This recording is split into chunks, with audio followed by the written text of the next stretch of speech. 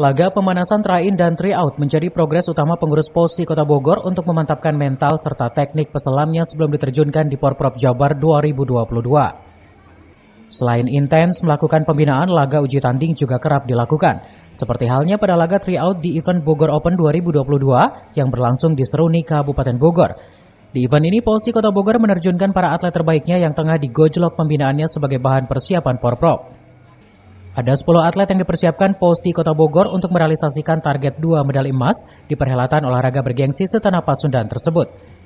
3 pelatih saat ini juga terus mendampingi para peselam prioritas POSI hingga pelaksanaan Porprov Jabar.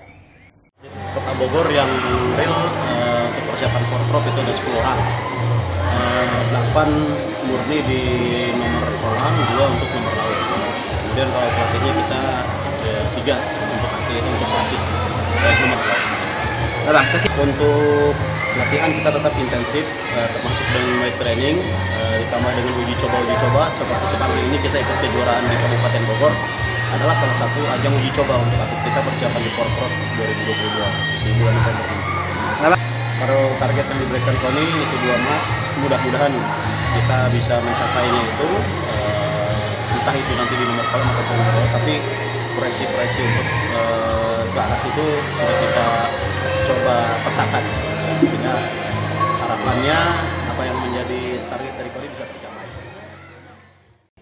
Dari Cisarua, Cevi Suryadi melaporkan.